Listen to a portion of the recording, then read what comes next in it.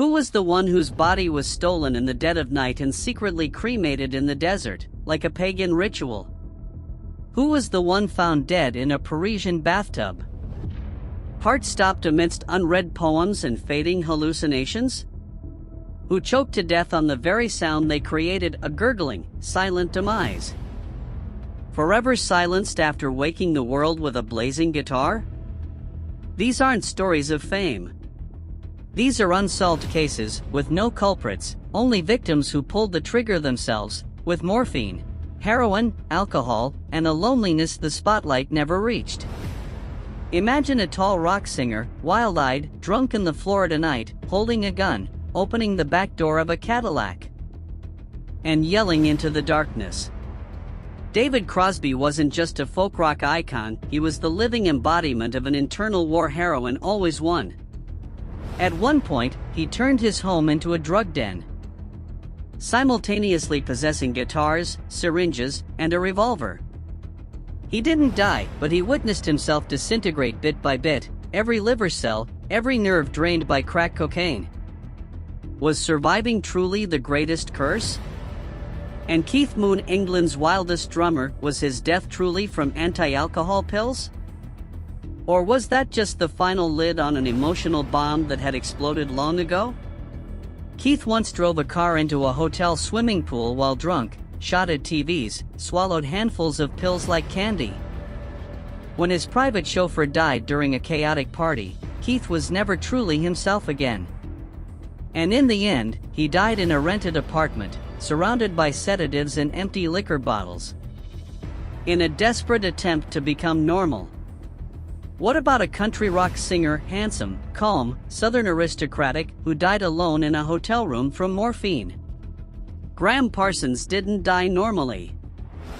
His body was stolen from the airport by a close friend, driven straight into the Joshua Tree Desert, and cremated with gasoline, exactly as they had vowed. No coffin, no burial, no church. A funeral by fire, where his body blazed amidst red rocks, the smell of burning flesh mingling with sorrowful country tunes from a portable cassette player. A mesmerizing ritual, or the final act of a soul yearning to be freed from humanity? What about Jimi Hendrix? How many sounds died with him that fateful night? The official story says he choked on his own vomit in his sleep, but the sleeping pills, the gin glasses, and the whispers among the women around him tell a different tale. A poor black man. From the army to Harlem nightclubs, then becoming Woodstock's guitar god, but what lay behind that aura? It was LSD making him see snakes crawling in his guitar strings. It was heroin making his fingers lose control. It was a heart unable to synchronize with the mundane world. And then there's Jim Morrison, who wrote poetry with liquor, singing songs like apocalyptic prophecies. Jim's death was like an endless play. He went to Paris, stayed with Pamela Corson, a fellow addict and girlfriend, and died suddenly in a bathtub. No autopsy. No cameras. No evidence. Just a cold body, a silent apartment, and an unfinished poem. Some say he died of heroin. Some say he faked his death. Some even believe he was murdered. But does the truth still matter when the myth has been woven so tightly no one dares unravel it? 5 individuals. 5 voices. 5 lives crushed by the very world they built. They weren't just addicted to drugs. They were addicted to the audience, to the lights, to the feeling of living beyond boundaries. They were the ones who shattered the image of the clean artist. They brought chaos to the stage, transforming pain into melody. And in the end, they paid the price. Some died fast. Some died slow. Some still live, but in the shell of someone who once existed. Do you dare to read their entire lives, every needle mark, every blackout drunk, every sleepless night by the toilet, and the faint strumming of a guitar? Do you dare to peer into the past of the music you love, where light never comes with purity? Not every hit song has a happy ending. Not every hero dies on the battlefield, some die in small apartments. In dirty bathrooms, amidst empty beer cans and scattered pill bottles. Welcome to the final stage, where drugs are props, and death is the only applause left. Jim Morrison, the poet in the cold bathtub. Paris, July 1971. The city drowsed in midsummer, a velvet shroud of heat hanging heavy over its ancient stones. But on the third floor of a small apartment building on Rue Beautreillis, a profound silence reigned, a silence so absolute it seemed to guard a secret no one dared touch. A forbidden truth buried deep within the heart of the City of Lights. Inside, within the porcelain embrace of a cold bathtub, a man lay utterly motionless. There were no visible wounds. No telltale sounds of struggle or despair, only the still, cool water and the lifeless form of a poet, Jim Morrison, just 27 years old, the enigmatic frontman of The Doors. The self-proclaimed Lizard King of American rock. The scene was devoid of drama, yet thick with an unspoken finality. A grim tableau signaling the abrupt end of a life lived on the very edge of sanity and sensation. The Sleepless Wanderer. Jim Morrison entered the world in 1943 in Melbourne, Florida. A place of sun and transient beauty, yet his early life bore little resemblance to such idyllic notions. He was the son of a stern naval officer, George Stephen Morrison. A man whose rigid discipline clashed irrevocably with Jim's burgeoning artistic spirit. His mother, Clara Clark Morrison, remained a faint presence in his biographical accounts. Almost as indistinct as erased pages from a history book, an early indicator of the emotional detachment that would plague his adult relationships. From a tender age, Jim displayed the unsettling hallmarks of an unusual mind, a prodigious memory that devoured volumes of information, allowing him to quote philosophers and poets with astonishing recall even as a child. He was reading complex philosophical texts by the age of 10, a solitary pursuit that set him apart from his peers. But beyond the intellect, there was a strange, almost morbid fascination with death. He often recounted a childhood memory, a haunting vignette from his early years. Witnessing a horrific truck accident that crushed and killed a group of Native Americans. This vivid, traumatic image of crying souls in the desert clung to him relentlessly throughout his life. Seeping into the very fabric of his poetry, echoing in his music, and distorting his dreams, often choked by the insidious influence of LSD. This early encounter with mortality, raw and unadorned, seemed to carve a permanent fissure in his psyche, leaving him forever tethered to the darker, more primal aspects of existence. In the early 1960s, a restless and intellectually charged Jim migrated to Los Angeles, enrolling at UCLA to study film. It was there, amidst the flickering lights of projection rooms and the heady discussions of artistic rebellion, that destiny intervened. He crossed paths with Ray Manzarek, a jazz-loving organ student whose intellectual curiosity and musical prowess would later form the very musical soul of The Doors.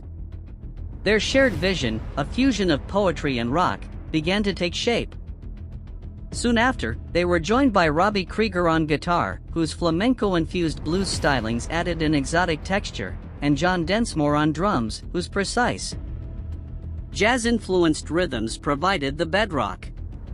Together, they forged the band named The Doors, a moniker famously inspired by Aldous Huxley's seminal work, The Doors of Perception. This book explored the expansion of consciousness through the use of mescaline and other hallucinogens, a theme that would become tragically central to the band's ethos and Morrison's own life. The Doors were an anomaly, a stark deviation from the burgeoning rock landscape of their era.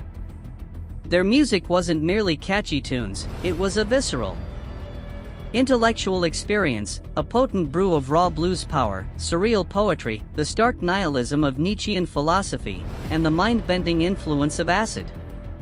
Jim Morrison wasn't just a vocalist. He was a performance artist, a prophet, a shaman. He didn't simply sing, he recited poetry with a guttural intensity, screamed primal warnings, and danced like a man possessed. his movements erratic and hypnotic. Each live performance transcended a mere concert. It was a ritual, an unfolding drama where the boundaries between performer and audience dissolved. Every song was more than a composition, it was a prophecy, a glimpse into the fractured psyche of a generation struggling with identity and meaning.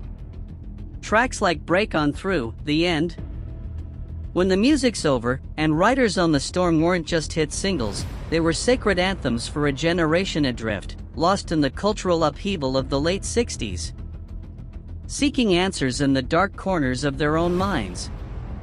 From 1967 to 1970, the Doors soared, becoming a global phenomenon, their music resonating with millions. Yet, as with any celestial ascent, the brighter the lights of fame shone, the deeper and more menacing the shadows grew. And Morrison's shadows had names, distinct and destructive: hard liquor consumed in staggering quantities, the mind-altering abyss of LSD, the numbing embrace of barbiturates, the seductive whisper of heroin, and a chilling, ever-present obsession with death. These were not mere vices. They were his constant companions, each one pulling him further away from the reality he found increasingly unbearable. The unwritten poem, Drugs, Hallucinations, and Death in Paris. Jim Morrison wasn't a man who confined his addictions to a single substance. He wasn't simply a drinker, or a user of one drug. He was, in a more profound and disturbing sense, addicted to all of them, addicted to the very sensation of vanishing from reality, addicted to the swirling, destructive allure of chaos itself. Each night became a descent. He would drink from the moment the sun dipped below the horizon until the first faint blush of dawn, chain-smoking weed as if it were sustenance, swallowing acid tabs like daily vitamins. And occasionally, when the gnawing pain of existence wasn't enough, he would seek out heroin. It wasn't born of a specific preference for the drug, but rather from a desperate, terrifying curiosity. He didn't know what he felt anymore, and heroin promised to either amplify or erase whatever sensations remained. He was a living experiment, a walking testament to the human capacity for self-destruction. Friends and associates who witnessed his spiraling descent often described him as a living ghost. He would wander aimlessly through rooms, his eyes unfocused, his once vibrant hair now a tangled, unkempt bird's nest. His eyes, once fiery with intellectual curiosity, were now hazy, devoid of true focus. His mouth would mumble snatches of Baudelaire's poetry intertwined with fragments of unfinished lyrics, a discordant symphony of genius and decay. Some nights, he would lie motionless on the floor for hours, lost in a trance, listening intently to the rhythmic drip of a leaky faucet, convinced it was the whispers from another realm, a secret language meant only for him. He was losing his grip on the concrete world, adrift in a sea of internal voices and manufactured realities. By 1969, the meticulously constructed facade of his public persona began to crumble spectacularly. The infamous incident in Miami served as a grim turning point. A drunken Jim, fueled by alcohol and a simmering contempt for authority, stripped off his shirt on stage, hurled obscenities at the audience, branding them slaves of consumerism, and was subsequently arrested for lewd and lascivious behavior in public. The scandal sent shockwaves through the music industry. The incident led to the Doors being banned from performing in numerous venues across the country, Morrison facing a humiliating trial, and his public image irrevocably tarnished, transforming him from a symbol of rock and roll freedom into a terrifying, erratic alcoholic. The myth began to devour the man. His artistic career, once his primary focus, began to recede, a distant echo. Morrison found himself increasingly drawn to poetry over music, dedicating his dwindling energy to crafting stark, unsettling verses.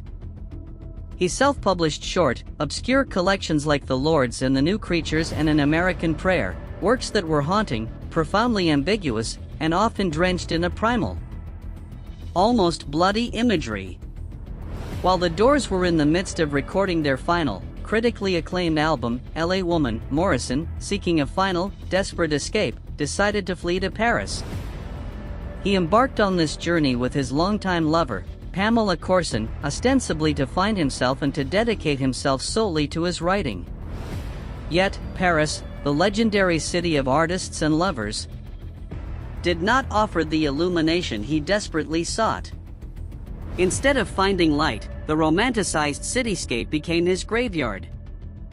Morrison spent the majority of his remaining days wandering aimlessly through the melancholic grandeur of Père Lachaise Cemetery, a morbid pilgrimage among the illustrious dead. He would read voraciously, absorbing the works of his literary heroes, while simultaneously succumbing to the city's darker temptations. He drank copious amounts of absinthe, its hallucinogenic properties mirroring his internal disquiet, and sought out opium from obscure Moroccan cafes, chasing the elusive dragons of altered consciousness.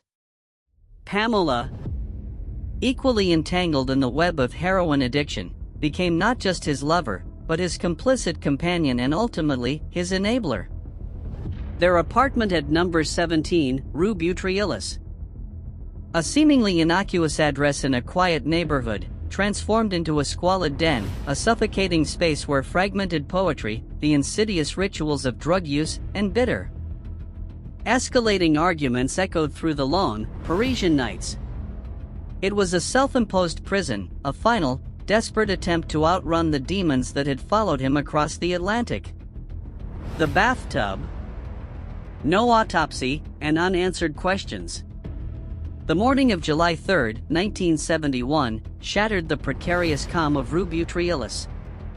Pamela Corson made a frantic phone call to a mutual friend, announcing with chilling brevity that Morrison was dead in the bathtub.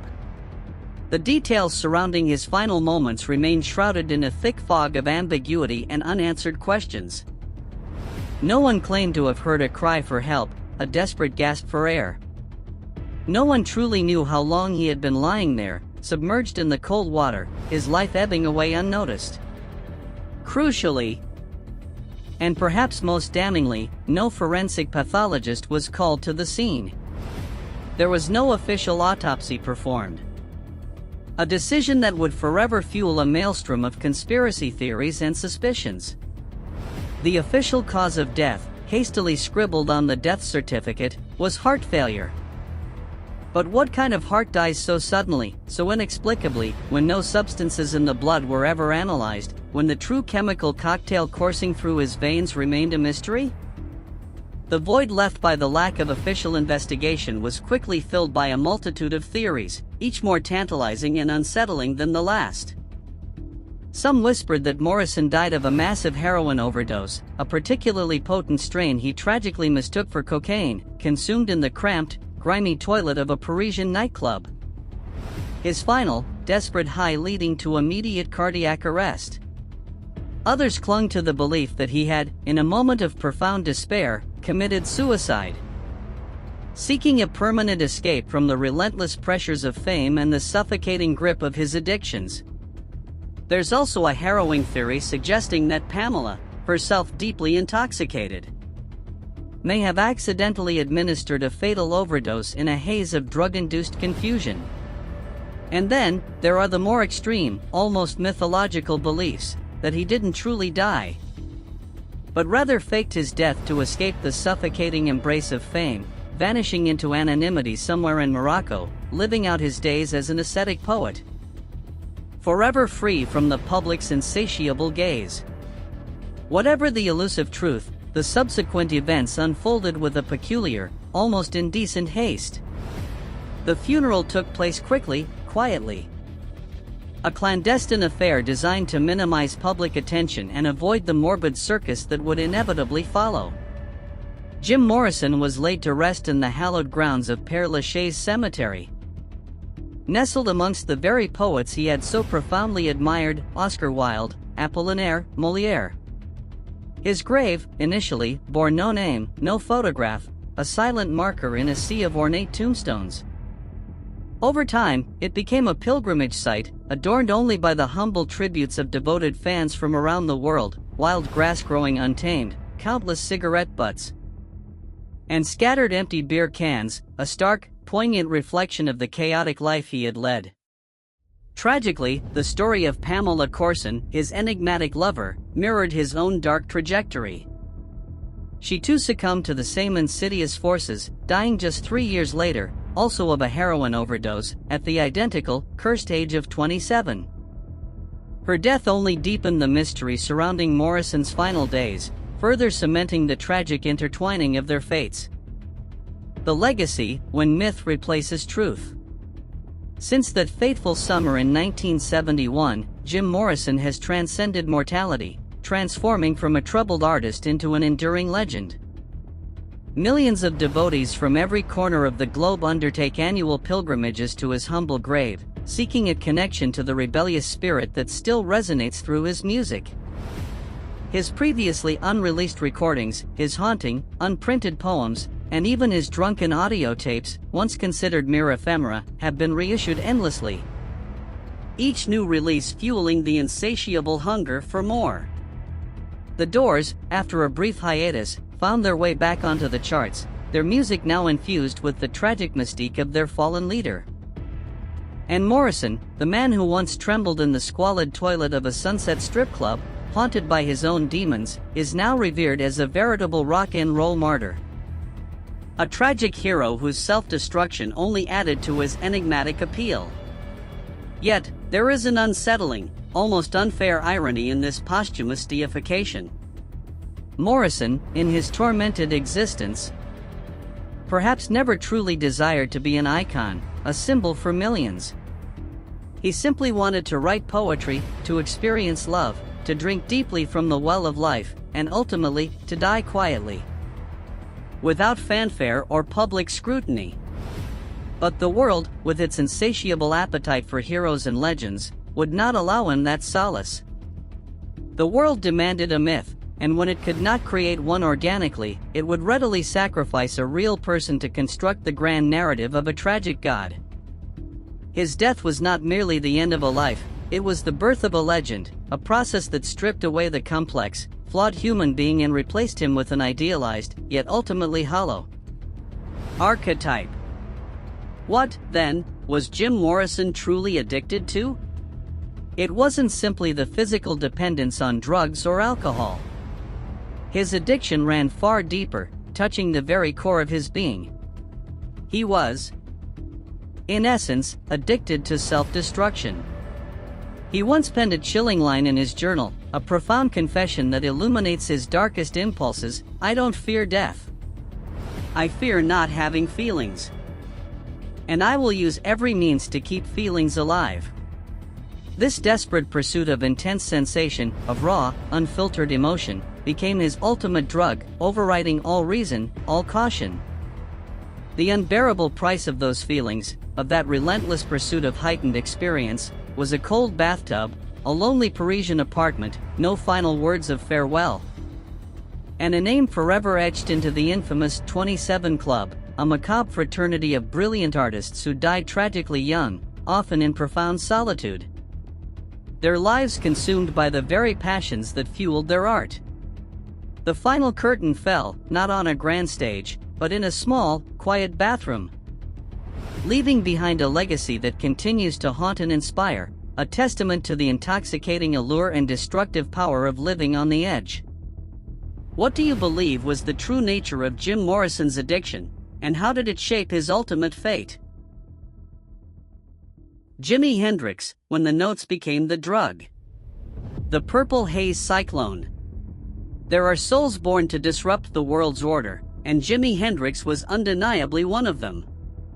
With hair like a sacred bonfire, robes shimmering like celestial bodies, and a Fender Stratocaster held close as a lover, Jimi stepped into the 1960s as a god of electric sound. A musician with no true home beyond the galactic sprawl of pure audio. He wasn't just a guitarist, he was a conduit, a shaman of the fretboard, pulling sounds from the ether that no one had ever dared to imagine. His presence was a whirlwind, a force of nature that tore through the stagnant air of conventional music. leaving a trail of awe and confusion in its wake. Born in 1942 in Seattle, a city then more known for rain and industry than for fostering musical revolutionaries, Jimmy's childhood was a barren landscape of poverty, instability, and the jarring cacophony of parental arguments and domestic violence. The street corners and the dingy rooms of his youth offered little solace, but in the chaos, a singular escape route emerged: music. It began humbly, with a ukulele, a single string stretched taut. An early, crude attempt to coax melody from silence. Then came the succession of battered, second-hand electric guitars, their voices warped and thin, but in Jimmy's hands long, powerful. And imbued with an innate rhythm, they transformed into instruments of pure magic. When Hendrix held a guitar, the world around him held its breath, waiting for the sonic explosion that inevitably followed. It was more than practice, it was an act of communion, a desperate search for order within the chaos of his existence. He didn't just play. He conversed with the instrument, a dialogue of raw emotion and blistering innovation. His ascent to global phenomenon was cemented by that incendiary performance at the Monterey Pop Festival in 1967, a moment simultaneously sacred and savage. There, amidst the flower power idealism, Hendrix unleashed a primal scream of feedback and distortion, culminating in the ritualistic sacrifice of his guitar, doused in lighter fluid and set ablaze. It was an act of artistic defiance, a blazing declaration that he was here to tear down the walls of expectation. Audiences watched, mesmerized and slightly terrified, as he coaxed unearthly shrieks from his instrument using his teeth, played behind his back with acrobatic flair, and unleashed ghostly howls from his overdriven amplifiers. People didn't know if they were witnessing an artist or a sorcerer, a musician or a demigod. His live shows were less concerts and more spiritual awakenings, each note a prayer, each feedback squeal a sermon. Yet, few knew that behind that blinding aura, a soul was burning out, consumed day by the insidious twin flames of drugs and profound loneliness. The spotlight, for all its intensity, could not illuminate the gaping void within. It simply amplified it, projecting his inner turmoil onto a global stage, cloaked in the guise of rock and roll transcendence. Hard liquor, sleeping pills, and a dream that never awoke.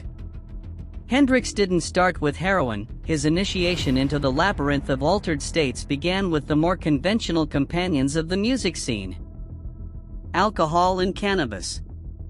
These were the social lubricants, the mild sedatives that promised a fleeting reprieve from the pressures of touring and the incessant demands of an ever-growing fame. But as the music grew more intense, the touring schedule more relentless, and his mind increasingly craved an escape from the stark realities of his existence, Jimmy delved deeper into the pharmacological rabbit hole. LSD became a key, unlocking doors of perception that promised limitless creative vistas but often led to terrifying, hallucinatory labyrinths. Barbiturates offered a cruel illusion of calm, a way to quiet the screaming cacophony in his head before their grip tightened. And eventually, the siren song of morphine beckoned, a dangerous embrace that promised oblivion. He once mused, music should open up doors to the imagination, and I need something to push that door harder. This was not merely a recreational pursuit. It was a desperate quest for heightened sensation, for a deeper connection to the cosmic forces he believed permeated his sound. The drugs became an extension of his instrument, another means to manipulate reality, to reach a new plane of existence where the music truly lived.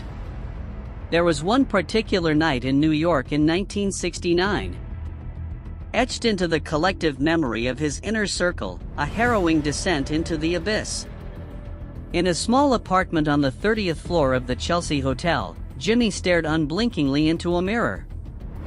His eyes already bloodshot and dilated from a cocktail of LSD and a dozen Quaaludes, a notorious sedative affectionately known among musicians as the drug golf ball in a party. For hours that followed, he was incapacitated. Speech failed him. Movement was impossible. His very identity seemed to unravel, forgotten amidst the chemical fog. He simply sat there, a ghost of his former self, laughing at his own reflection, as if playing a distorted, silent solo with his own mind in a space where time had ceased to exist. The boundaries between his physical self and the universe dissolved, leaving him adrift in a private, terrifying symphony of consciousness. Friends recounted another chilling episode. A morbidly curious act of self-experimentation that only those drawn into the vortex of addiction could comprehend. Hendrix, they claimed, once swallowed an entire box of Mandrax, a powerful tranquilizer, simply to see what would happen. It was a bizarre, suicidal test of limits. A perverse exploration of the edges of consciousness and oblivion. He was later found in a nightclub bathroom, his body turning a ghastly purple, his breathing shallow and faint as a whisper of wind. Yet, when he was being wheeled out on a stretcher to an ambulance, Jimmy still managed a faint smile, asking the paramedics, "Do you hear the ocean waves?" It was a moment of profound, unsettling beauty amidst the horror, a glimpse into the fractured reality he inhabited, where the mundane world blurred with the psychedelic landscapes of his mind.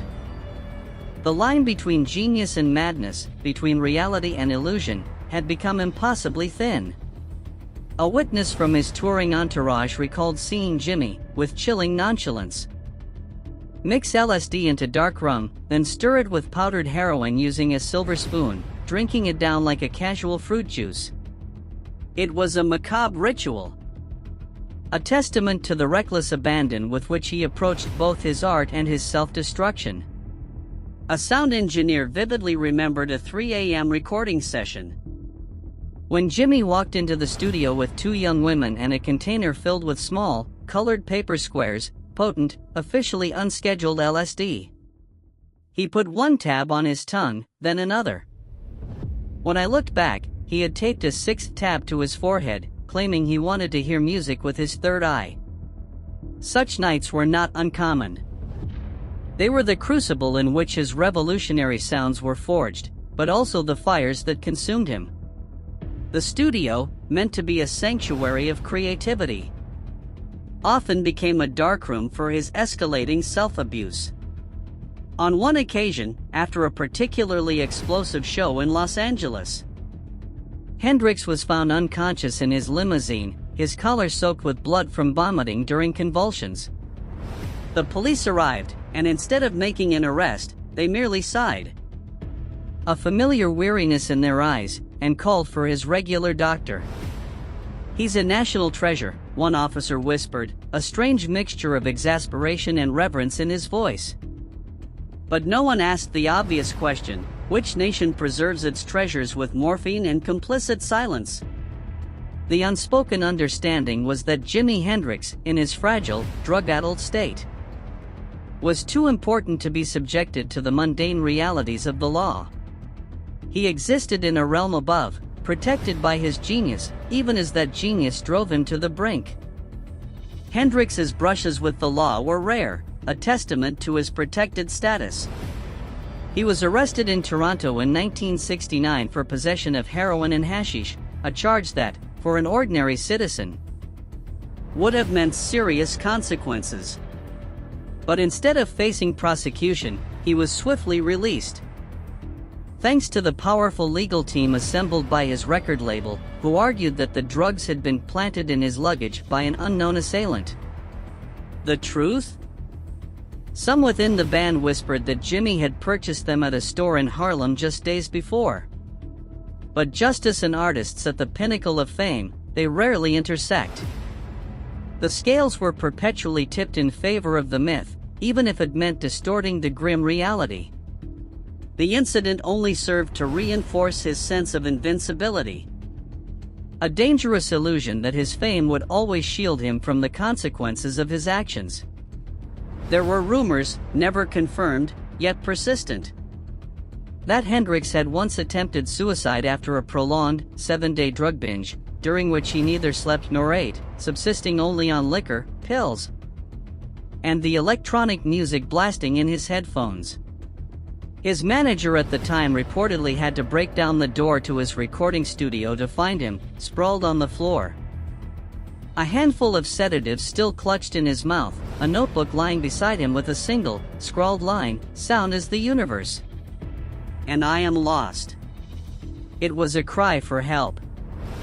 A desperate signal from a soul adrift in a sea of his own making, but perhaps a cry that went unheard, or simply too late. This chilling anecdote, whether fact or urban legend, speaks volumes about the depths of his despair, the profound loneliness that haunted him despite the adoration of millions. The universe of sound he had created, the very thing that defined him, had become a labyrinth in which he was hopelessly trapped. The ascension and the fall. Jimi Hendrix's death in 1970 was not merely the end of a brilliant career, it was the tragic punctuation mark on a soul perpetually yearning to transcend its physical form. He passed away at the tender age of 27 in a hotel in London, his lungs filled with vomit, his mouth tasting of red wine, and his system saturated with the lingering traces of sleeping pills. A death shrouded in ambiguity, leaving behind a chilling void and endless speculation. Was it an accident, a desperate suicide, or a grim twist of fate? The official story, while accepted by the authorities, left a lingering, unsettling chill in the hearts of those who knew him and those who adored his music. There's a chilling hypothesis, whispered in hushed tones, that he was murdered by his manager, a calculated act to profit from a life insurance policy, a cold, calculated betrayal of the trust he had placed in those around him. Others believe it was the final, desperate act of a man who felt his music could no longer save him, a surrender to the overwhelming forces that had consumed his mind and body.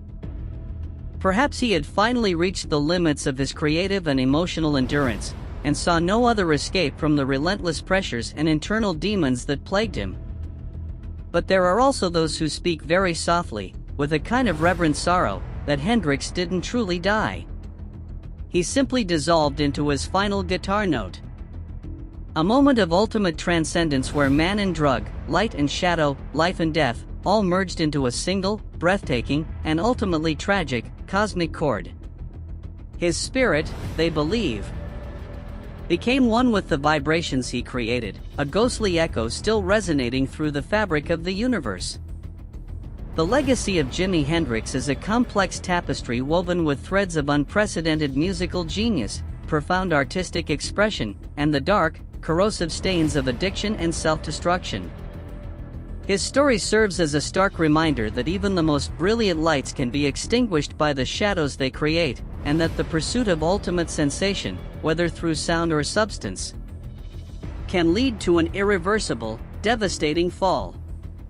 He chased the purple haze until it consumed him, a prophet of sound silence too soon, leaving behind a haunting symphony of unanswered questions and a world forever changed by his brief, explosive presence.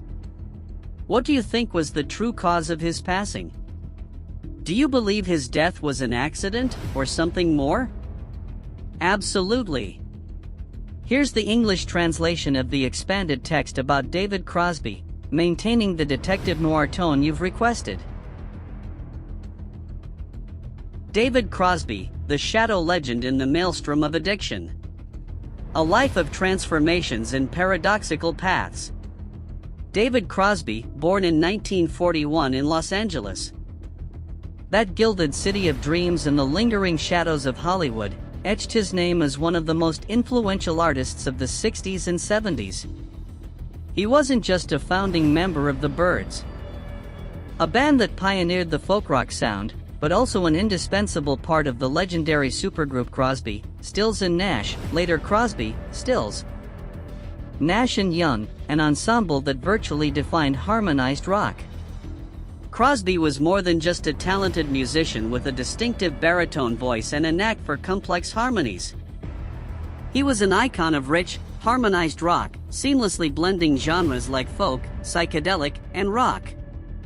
His melodies, though sometimes tinged with melancholy, always overflowed with creativity and emotional depth, leaving an indelible mark on music history.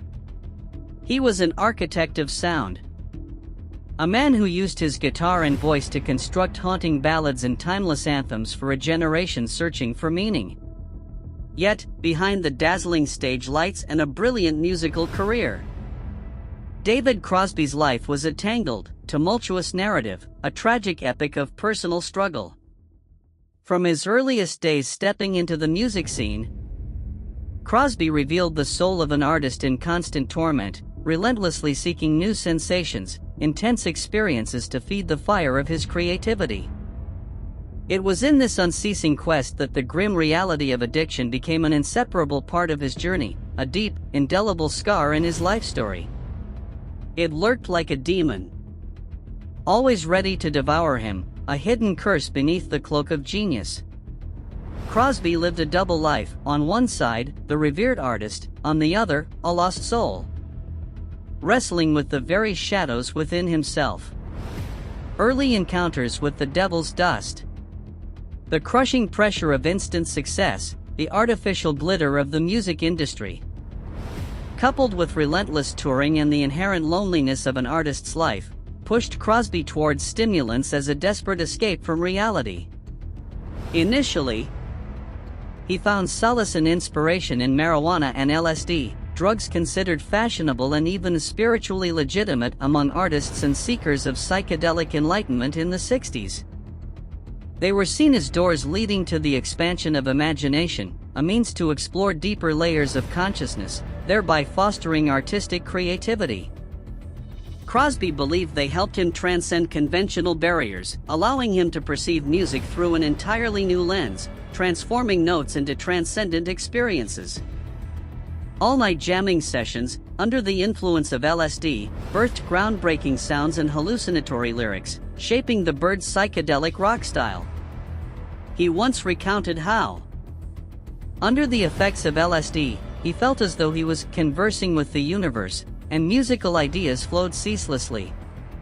But the illusion of spiritual enlightenment quickly dissolved.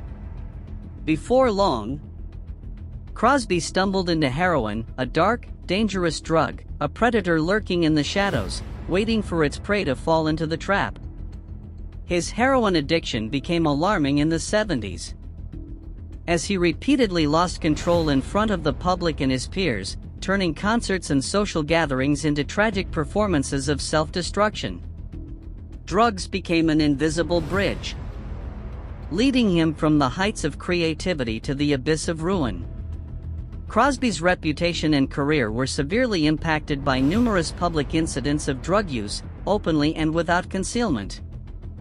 Stories circulated within the artist community and the press like grim prophecies, each one a testament to his accelerating downfall. David Crosby snorting heroin in his hotel room all day, refusing to leave, refusing to eat. He forgot song lyrics on stage due to being high, forcing the band to stop mid-song in awkward confusion. Or arrested by police at the airport with drugs in his bag, a humiliating spectacle for a rock icon. These anecdotes transformed Crosby into a notorious symbol of artistic decline. A vivid warning about the dark side of fame, where even the greatest talents can be consumed by the very substances they believe will liberate them.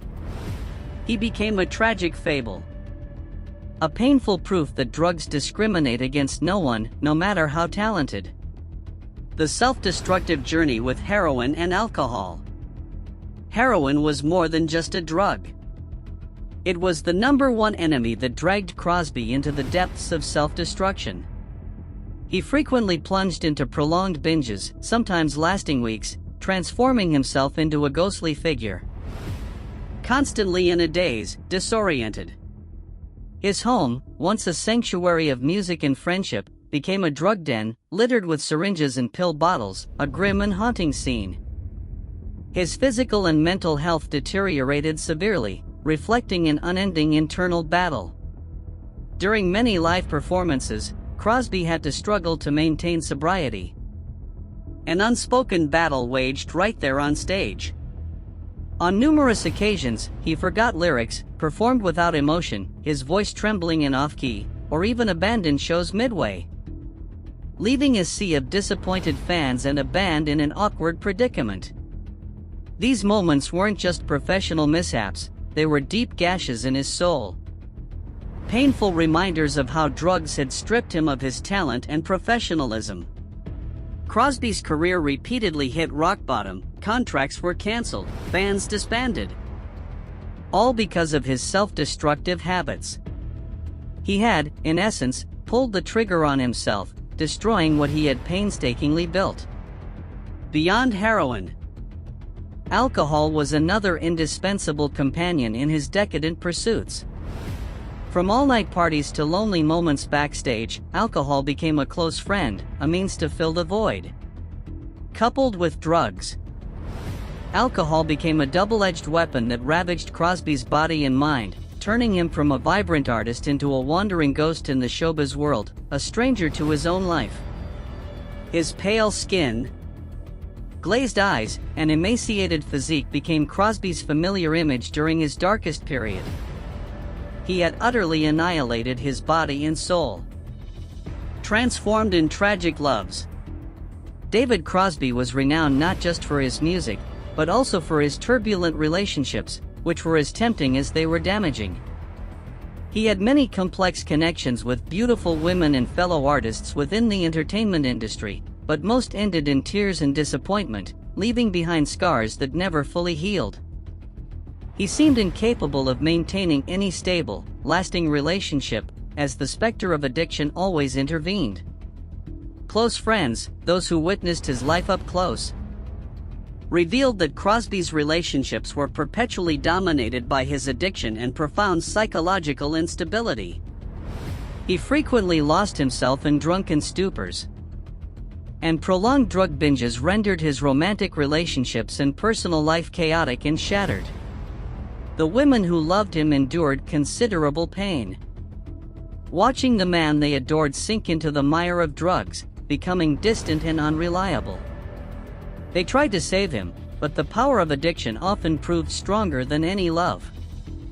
Crosby loved fiercely, but also destroyed that love with his own hands.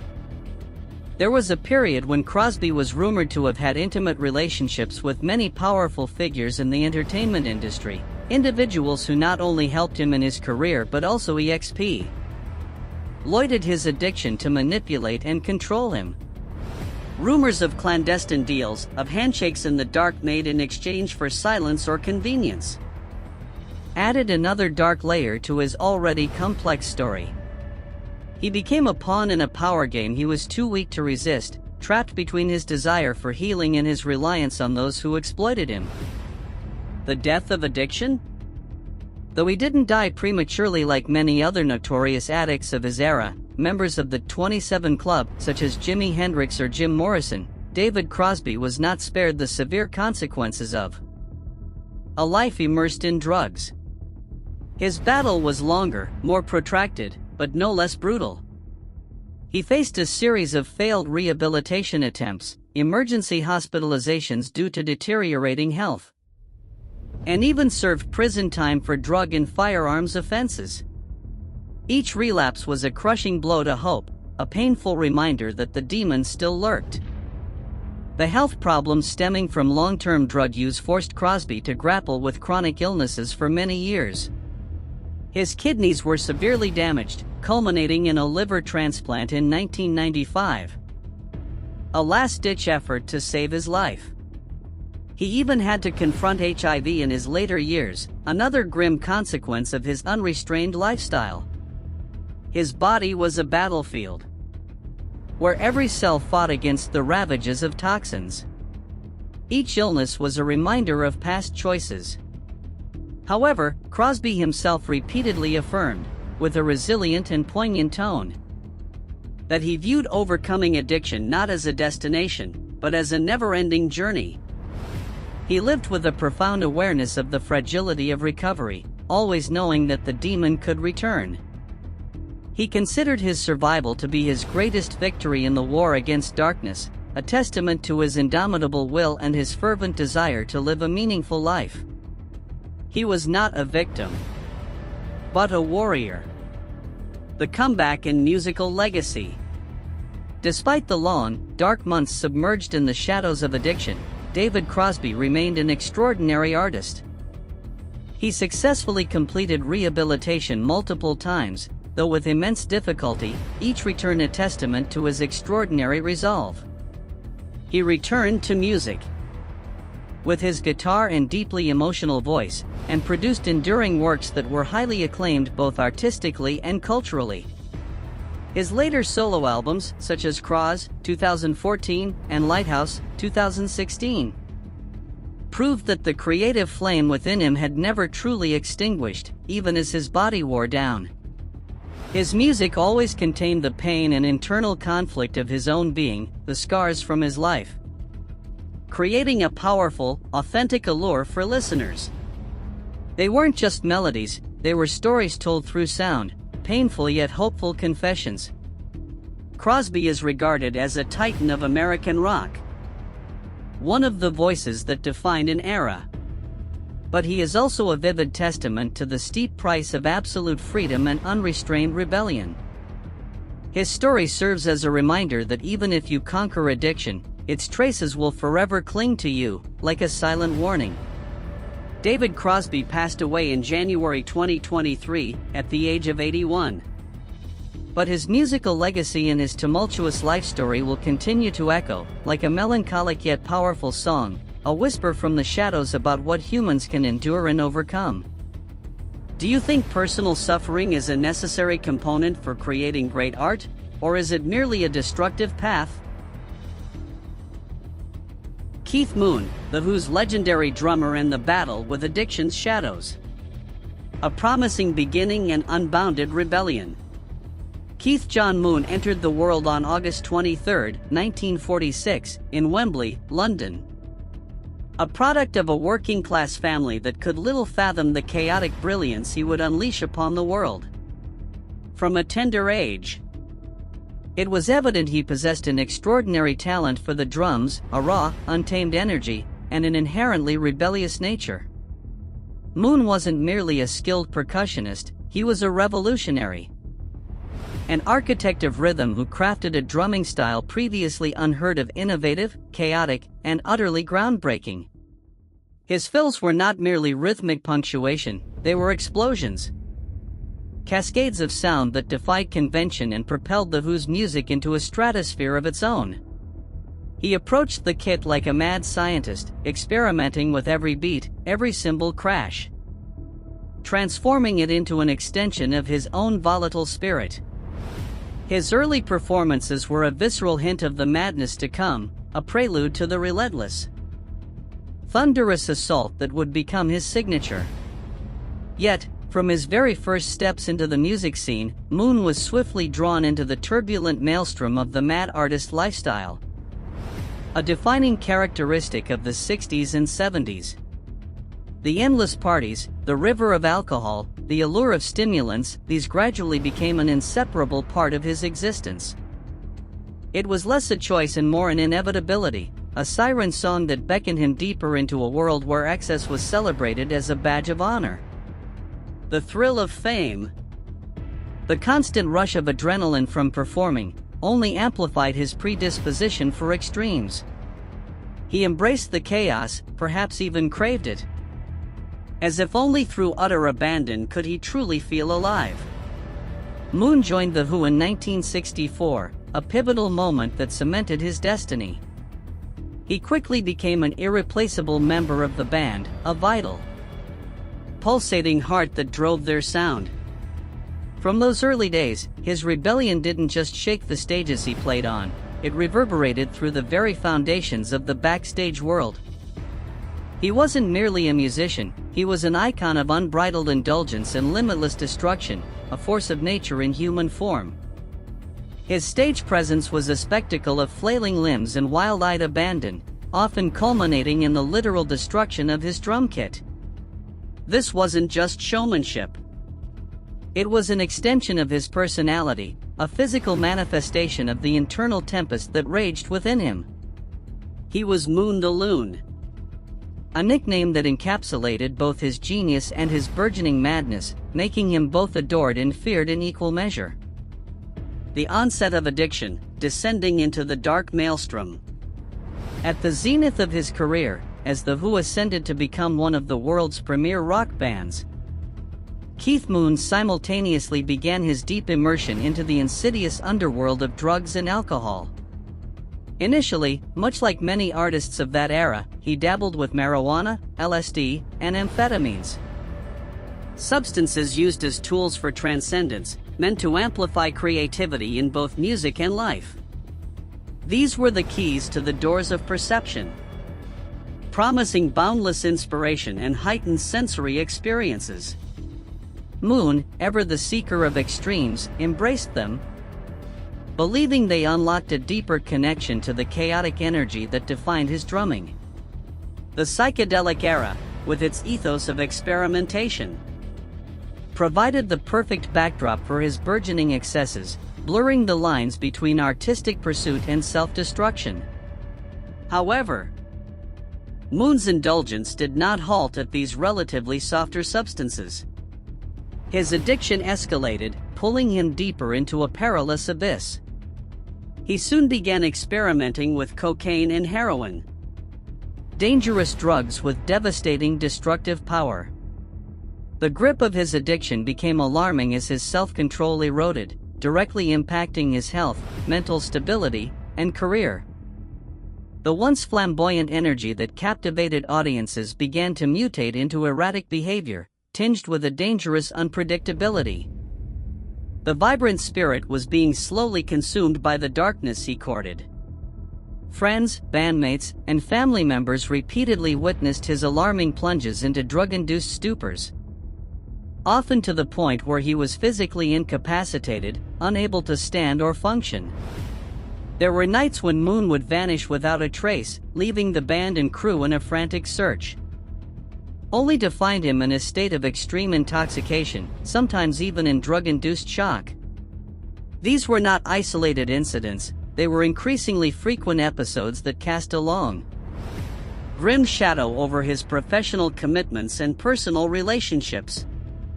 Each disappearance was a terrifying gamble, a flirtation with oblivion, leaving those around him in a perpetual state of dread and despair. The laughter that once defined him became a hollow echo, often replaced by paranoia and aggression. The wild lifestyle and shocking scandals. Keith Moon's notoriety stemmed not only from his unparalleled drumming talent but equally from his outrageous pranks and a chaotic, uncontrollable lifestyle. He became synonymous with the phrase sex, drugs, and rock and roll, embodying its most extreme manifestations. He repeatedly wreaked havoc on hotel rooms, achieving legendary status for his destructive antics. Tales abound of him exploding toilets with explosives, smashing furniture, and notoriously tossing televisions out of windows, often fueled by a volatile cocktail of drugs and alcohol. These weren't mere youthful indiscretions, they were calculated acts of anarchy, a desperate cry for attention or perhaps a twisted form of artistic expression. One of the most infamous incidents involved him blowing up a hotel room by stuffing fireworks inside. The stunt resulted in significant damage to the hotel, further cementing his scandalous reputation within the entertainment industry.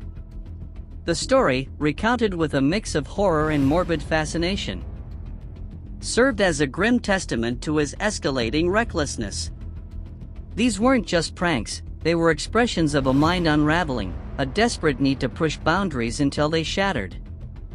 Furthermore, during tours, Moon's behavior often spiraled out of control.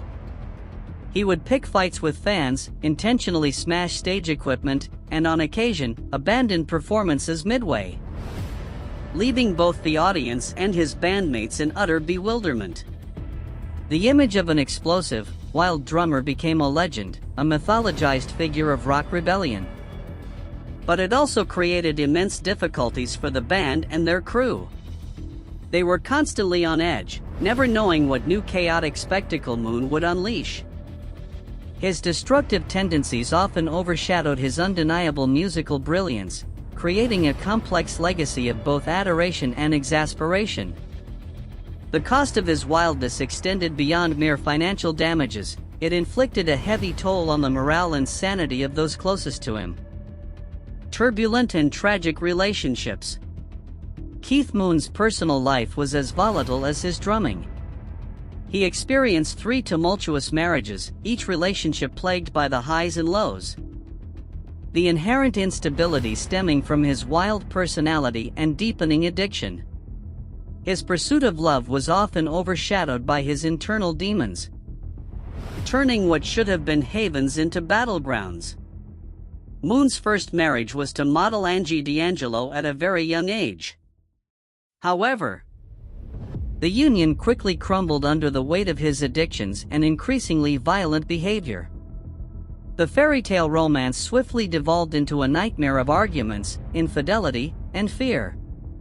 Later, he married Mandy Smith, but this relationship too was marred by incessant conflicts and ultimately ended in divorce.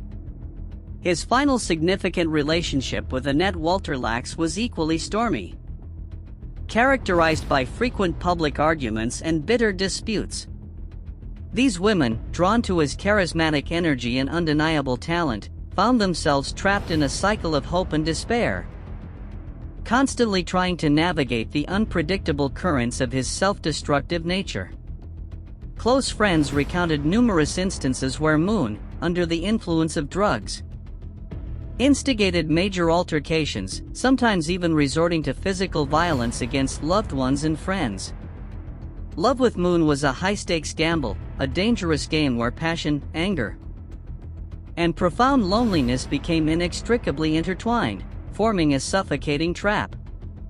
He was a man capable of great charm and affection, but his inner demons often transformed him into a destructive force, leaving behind a trail of emotional wreckage. Each broken relationship added another layer to his profound sense of isolation. Confronting the shadows, the self drowning in addiction. Keith Moon made multiple attempts to break free from the shackles of addiction, but each effort tragically failed. He was hospitalized numerous times due to drug overdoses, often narrowly escaping death. He was also frequently arrested by the police for disruptive behavior or drug possession, his legal troubles becoming a public spectacle.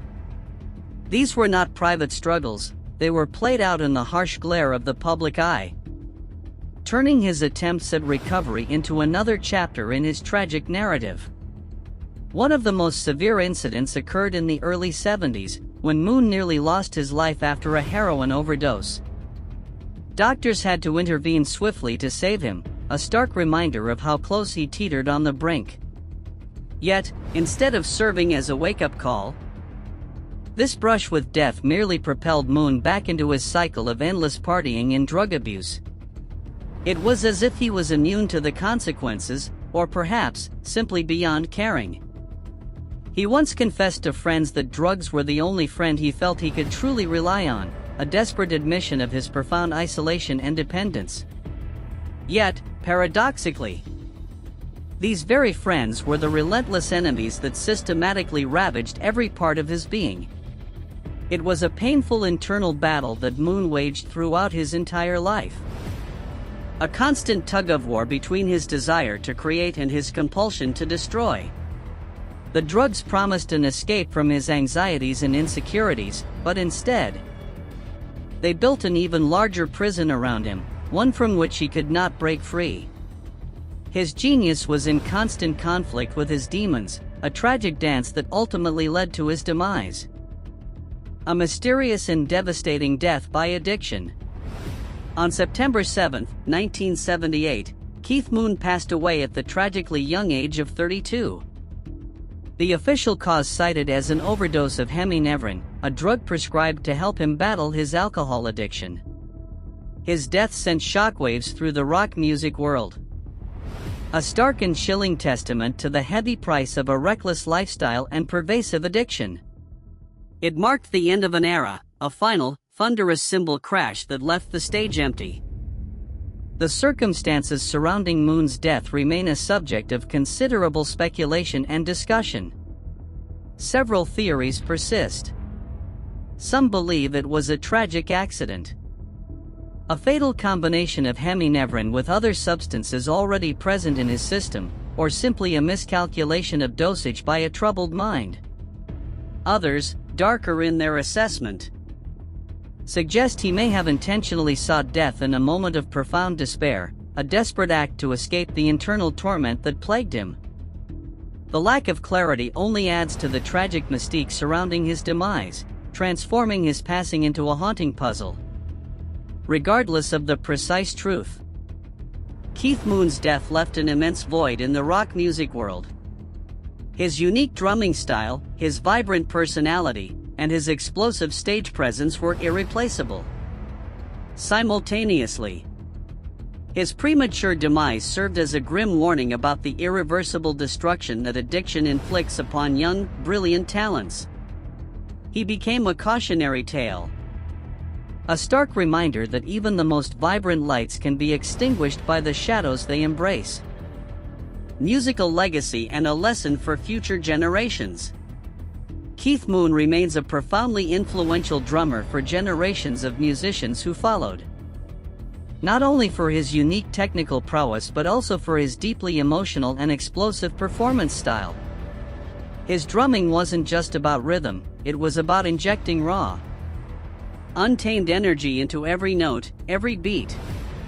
His music with The Who left an indelible mark on rock history, pioneering a sound that continues to inspire. His rhythmic complexity and his chaotic, yet controlled, power transformed the role of the drummer from a mere timekeeper to a central, dynamic force within the band. However, beyond his undeniable talent, Moon's life story also serves as a costly and poignant warning about the dark side of fame and the insidious traps of addiction. His life unfolds like a noir story, where the brilliant light of his talent was tragically consumed and overshadowed by the pervasive darkness of his self-destructive habits. He was a man who lived on the edge, a high-wire act without a net, and ultimately, he fell. His legacy is therefore dual-faceted, a celebration of a musical genius, and a somber reflection on the tragic consequences of a life lived without boundaries, where the pursuit of sensation ultimately led to an early demise. What aspects of Keith Moon's chaotic brilliance do you think were most influenced by his struggles with addiction, and conversely, what might have been lost if he had never walked that path? Graham Parsons, pioneer of country rock and a journey into addiction's mystery and drama. I.O. the musical odyssey and the entry into showbiz.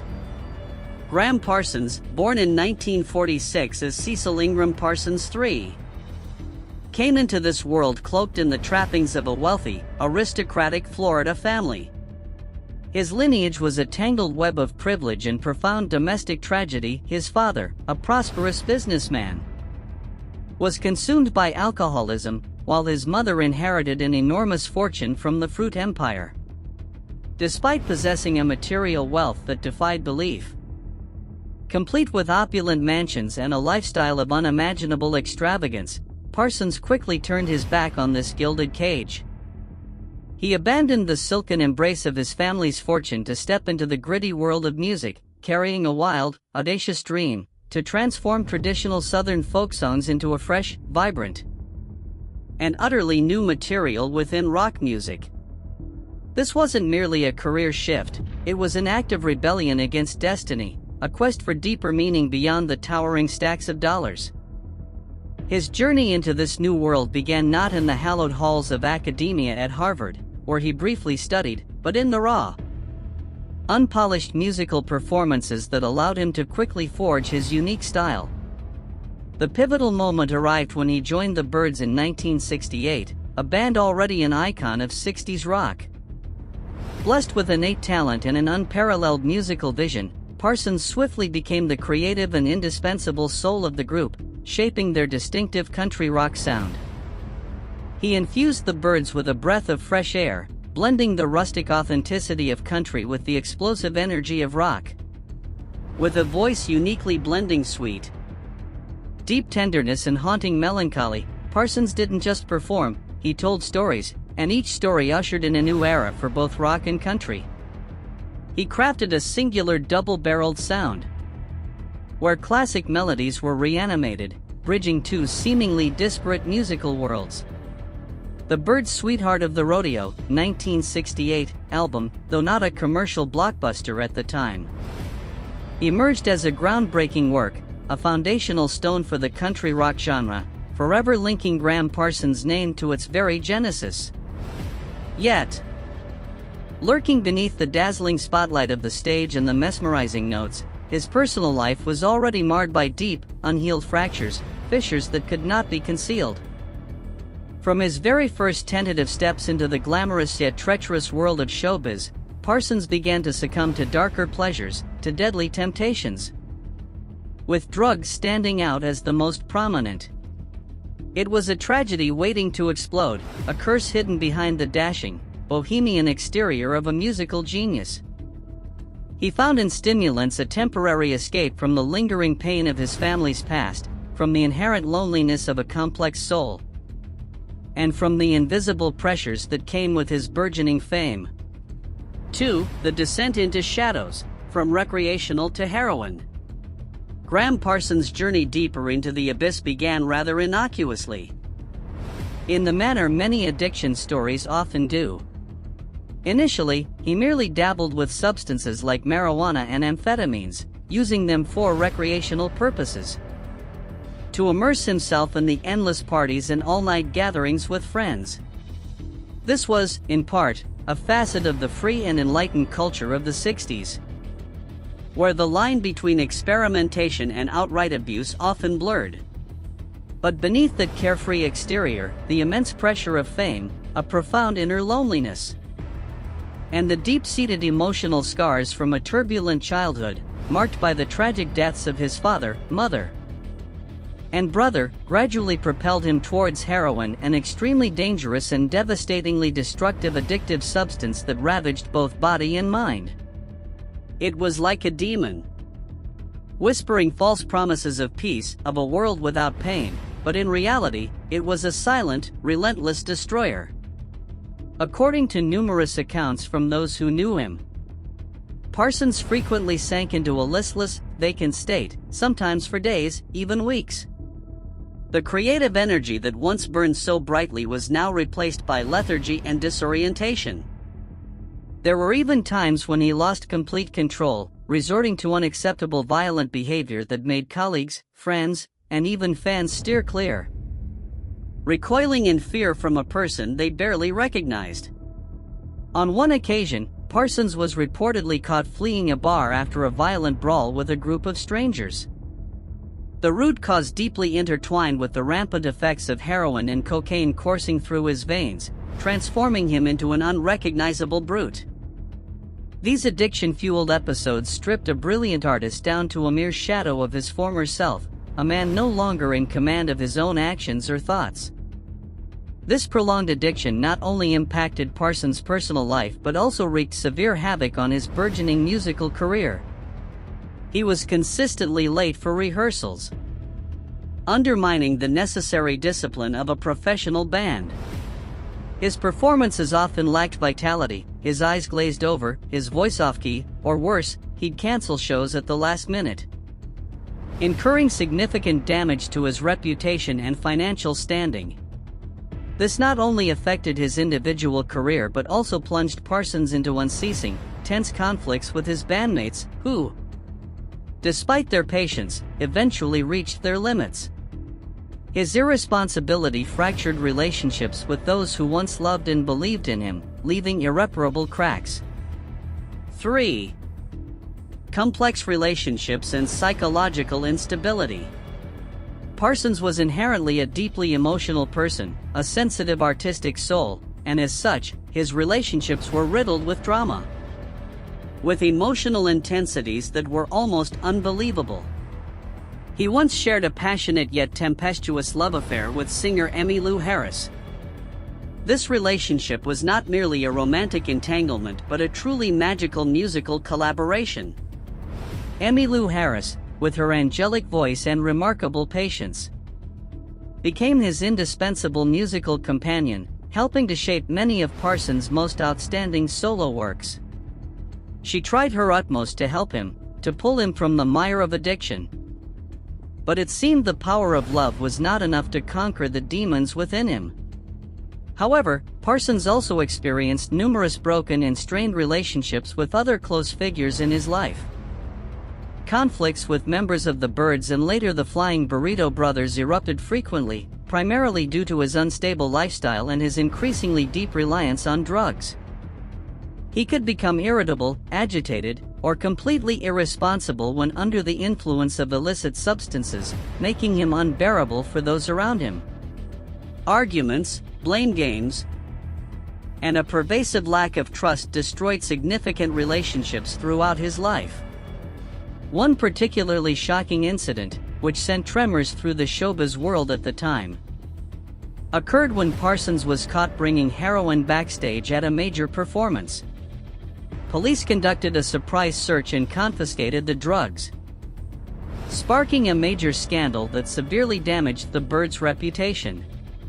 This incident wasn't just a legal mishap. It was a public wake-up call about how deeply drugs had embedded themselves in Parsons' life. This played a significant role in his eventual push out of the Byrds, the very band he had helped shape, leaving him a wanderer, a black sheep in the music scene, struggling to find a stable place. He later formed the Flying Burrito Brothers, but his personal issues continued to plague him, preventing that band too from avoiding internal turmoil and eventually leading to its dissolution. 4. Encounters with the law. Drug-related arrests. Parsons' life was not confined to backstage troubles or internal band conflicts. He was also arrested numerous times by the police for possession and use of controlled substances, making him a regular at police stations and courtrooms. These incidents turned his name into hot property for the tabloids, and he consistently faced criminal charges, transforming the sensational newspaper pages into a relentless indictment of his spiraling decline. Each arrest further tarnished his reputation, an indelible stain that was difficult to wash away. On one particularly severe occasion, Parsons was discovered in an unconscious state due to a heroin overdose right in his hotel room, requiring immediate emergency medical attention. This event was thoroughly exploited by the press, with sensational headlines and shocking images, adding layers of infamy to his career and transforming him from a talented artist into a symbol of utter downfall. That near-death experience wasn't a wake-up call. It was simply another chapter in his self-destructive saga. More notably, Parsons was once accused of involvement in a major brawl at a nightclub, the origins of which stemmed from an argument related to drugs and alcohol. The chaos and violence permeating his personal life became an incessant topic of discussion in the entertainment industry, a dark story whispered from bar to bar. These incidents painted a vivid portrait of a man losing control, swept into a vortex of illicit substances and aggression. He was more than just an artist. He was an outlaw, living a wild life, defying all societal barriers and rules. The mysterious death and unanswered questions. On September 19, 1973, Graham Parsons died suddenly at a villa in Joshua Tree, California, at the tragically young age of 26, a cruel age that had already claimed many other musical geniuses. The official cause of death was announced as an overdose of morphine and methadone, drugs commonly used for heroin withdrawal or pain relief, indicating his persistent struggle with addiction. His death struck his fans and the music world like a bolt of lightning. However, his death quickly became one of Hollywood's greatest mysteries, a story whispered in the shadows of all-night parties. Some close friends and family, particularly those who had witnessed his tumultuous life, believed Parsons' death was not merely accidental. They raised suspicions that he might have been poisoned or left to die by hidden adversaries within the music industry, individuals who might have exploited his vulnerabilities or sought to eliminate him for complex reasons. Rumors of secret drug deals and dangerous associations added another layer of fog to his already tragic demise. And then, a truly bizarre and sensational story unfolded. shocking not only the media but also the funeral industry itself. Phil Kaufman, Parsons' close friend and unofficial road manager, undertook an incredibly audacious and seemingly insane act. He stole Parsons' body from Los Angeles International, LAX, airport, where it was being prepared for transport to Louisiana for burial according to his family's wishes. Kaufman and another friend then drove to the Joshua Tree Desert, Parsons' favorite spot, where he had once expressed a desire to be cremated. They illegally cremated Parsons' body in the desert, defying both the law and the vehement objections of his family. This act created a massive scandal, dragging on for years with incessant investigations and lawsuits. The incident cast an even darker and more mysterious veil over Parsons' death, transforming him into a symbol of rebellion even beyond the grave. The event played out like a dark play. A dramatic final scene for the already chaotic and tragic life of this talented yet ill-fated star. It forever linked Graham Parsons' name with the Joshua Tree Desert, a wild and enigmatic place where he found his final, albeit violent and unconventional, liberation. 6. Musical legacy and immortal influence. Despite a personal life riddled with turbulence and mercilessly ravaged by addiction, Graham Parsons left behind an indelible and eternal musical legacy. He is widely recognized as the father of country rock, a genre that revolutionized both country and rock music. His albums and songs, though not commercially successful at the time of their release, had a profound and far-reaching influence on countless artists who followed, becoming an endless source of inspiration for a new generation. He paved a new path for American music, proving that genre boundaries could be blurred to create something even more extraordinary. Emmylou Harris, his fated musical companion, played a crucial role in helping to disseminate Parsons' music and spirit to new generations of listeners. She tirelessly performed and recorded Parsons' works, ensuring that his musical flame never extinguished. Many major bands and world-renowned artists like the Rolling Stones, the Eagles, whose members were once part of Parsons' band, and Wilco were deeply influenced by Parsons' unique harmonic style and his authentic, emotionally charged approach to music. He was a musician's musician, deeply respected by his peers despite his troubled life. The story of Graham Parsons stands as a profoundly painful testament to the cost of fame, to the brutal temptations in the world of stars and the perilous showbiz landscape of the 60s and 70s. It was a life bright with talent but ultimately destroyed by drugs, fractured relationships, and a mysterious death, all combining to create an unforgettable, poignant noir tragedy, a haunting reminder of the dark side of success and the demons it can foster. His story lingers, a sad song from the desert, echoing eternally through music history. In the vast, sprawling canvas of 20th century music history, the celebrated singing stars of the 60s and 70s carved an indelible mark. They were musical icons, pioneers who shaped the very essence of rock, country, soul, and psychedelic genres. Their voices ignited generations, their melodies became anthems, and their stage presence commanded millions. Yet, behind the dazzling stage lights and the adulation of millions of fans, there lay a profound and tragic dark side, a harrowing narrative of drug dependence, relentless internal struggles, unhealing wounds, and ultimately, tragic deaths. From Janis Joplin, Jim Morrison, Graham Parsons, and David Crosby to Keith Moon, each represented a distinct, heartbreaking chapter, yet collectively, their stories offer invaluable lessons about life, about the intoxicating allure of fame, and about the very essence of the human condition.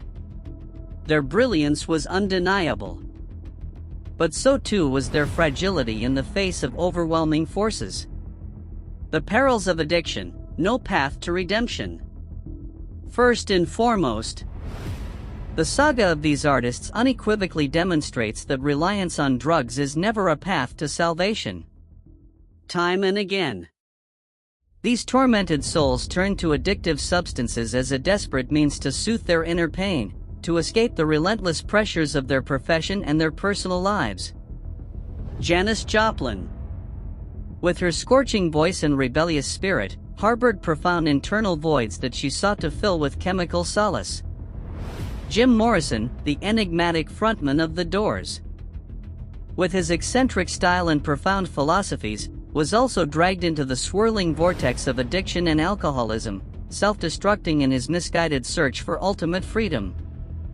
Graham Parsons and David Crosby, despite their extraordinary talent and musical vision, could not escape the debilitating clutches of heroin and cocaine, spending years battling their demons. Keith Moon, the explosive drummer of The Who, transformed his revelry into catastrophic self-sabotage, leaving a destructive legacy fueled by alcohol and drug binges. They paid a heavy price for those fleeting moments of oblivion, and tragically, many of them departed this world far too young, their lives extinguished before their time. These heartbreaking deaths were not merely a loss to music, they served as stark warnings to anyone contemplating a similar perilous path. They are monuments to the dangers of addiction, etched in the very fabric of rock and roll history, reminding us that even the greatest talents are vulnerable. Their premature exits deprived the world of countless future masterpieces and underscored the brutal, indiscriminate nature of substance abuse. The weight of fame, a psychological burden. Secondly, the dazzling spotlight of fame often carries psychological burdens that not everyone can endure. The relentless wave of public attention, the immense pressure to maintain an idealized image, the profound loneliness at the pinnacle of success all combine to create an overwhelming psychological strain. For many artists, drugs and alcohol became a temporary savior, a fleeting escape from the suffocating reality, but they proved to be a double-edged sword, slowly but surely consuming them from within. David Crosby once famously remarked that fame was a form of prison, and he admitted to being submerged by it on numerous occasions. His candidness revealed the dark truth behind the glittering facade. Janis Joplin and Jim Morrison similarly grappled with profound feelings of being misunderstood and isolated, even within the blinding glare of their own fame. The roar of the crowd could not fill the emptiness within, and the adoration of millions often intensified their sense of alienation. Their public personas often clashed with their private turmoil, leading to an unsustainable internal conflict that sought desperate relief. The critical role of environment, support and sabotage. Thirdly, the surrounding environment plays a decisive role in both the progression of addiction and the potential for recovery. The people closest to these artists, friends, bandmates, family members, could either be a lifeline or unwitting companions pulling them deeper into the abyss. Graham Parsons was tragically abandoned multiple times by those around him precisely when he was most in need of help, left to face his demons alone. Keith Moon constantly generated scandals due to his chaotic relationships, a reflection of the destructive influence of his inner circle and his inability to foster stable connections. And David Crosby experienced severe downfalls due to the temptations offered by some of his own bandmates, highlighting how even those closest to you can inadvertently contribute to the cycle of addiction. This painful reality underscores the critical importance of a robust support system, family, friends, and trusted loved ones in helping those struggling with addiction find their way back to the light and inner peace. Without a steady hand to guide them, without unwavering empathy and intervention, the path back from the brink often remains elusive. Their stories serve as a potent reminder that recovery is rarely a solitary journey, it demands a collective effort. A circle of care that can withstand the destructive force of the disease. Health over success, a lesson in priorities. Fourthly, the lives of these stars starkly illustrate the absolute necessity of prioritizing mental and physical health above all else, even fame and success. Many of them tragically sacrificed their lives for fleeting moments of transcendence on stage, or perhaps, for the illusion of it. Jim Morrison, a poet with a vast and visionary mind, was pulled into the darkness, Janis Joplin was the burning voice of a generation, a raw force of nature, yet profoundly vulnerable. Keith Moon was a masterful drummer with an unparalleled, explosive performance style. Yet, in the end, all of them were ultimately brought down by the very demons within their own souls. The biggest lesson here is profound. Success does not grant immunity from psychological crises or the insidious grip of addiction. If one fails to nurture oneself, to seek help at the right moment, the dazzling glow of fame will quickly extinguish. Their lives serve as a poignant cautionary tale that no amount of adulation or artistic achievement can compensate for a fractured mind or a ravaged body. It's a stark reminder that true wealth lies in well-being, not accolades. The imperative of self-understanding, healing the inner wounds. Fifthly, the lives of these stars reveal the crucial need for self-confrontation and profound self-understanding. They were all individuals of complex inner depth, brimming with emotions and hidden wounds. Janis Joplin and Jim Morrison, despite their outspoken and explosive public personas, were at heart lonely souls, yearning to be truly understood. Their outward rebellion often masked deep-seated insecurities. Graham Parsons, whose career was tragically derailed, was perpetually searching for meaning and redemption through his music. A poignant quest for wholeness. David Crosby and Keith Moon, in their own tumultuous ways, stand as testament to the undeniable truth that no one is immune to human frailty, no matter their talent or celebrity. This is precisely why psychological support, the healing of emotional traumas, and the cultivation of strong personal values are paramount in preventing the severe repercussions of addiction. Understanding oneself, acknowledging vulnerabilities, and seeking professional help for underlying issues are not weaknesses but essential acts of self-preservation. It's a journey into the self, often painful but necessary, to build the resilience needed to withstand the pressures of life. Social responsibility, protecting artistic talent. Finally, their stories also serve as a powerful reminder to society and the entertainment industry about their inherent responsibility to care for artists. Fame should not be a gateway to unchecked psychological problems or health crises. It can be a double-edged sword if not managed responsibly. Providing psychological support, implementing addiction prevention programs, and fostering healthy, accountable working environments are crucial elements in protecting the talent and lives of artists. The industry has a moral imperative to safeguard the very individuals who bring so much joy and inspiration to the world. With the growing awareness of mental health in today's world, the lessons gleaned from this past era are more valuable than ever. Artists today are increasingly encouraged to open up, seek help when needed, and prioritize their mental well-being above all else. This cultural shift, though slow, offers a glimmer of hope that the tragic patterns of the past might be broken. The journeys of Janis Joplin, Jim Morrison, Graham Parsons, David Crosby, and Keith Moon are tragic yet undeniably inspiring pieces of world music history. They teach us that talent and fame are merely the tip of the iceberg. What matters most is the ability to cherish one's health, to seek balance in life, and to forgive oneself for past missteps. If we fail to learn from their mistakes, we risk falling into the same vicious cycle of temptations and self-inflicted wounds.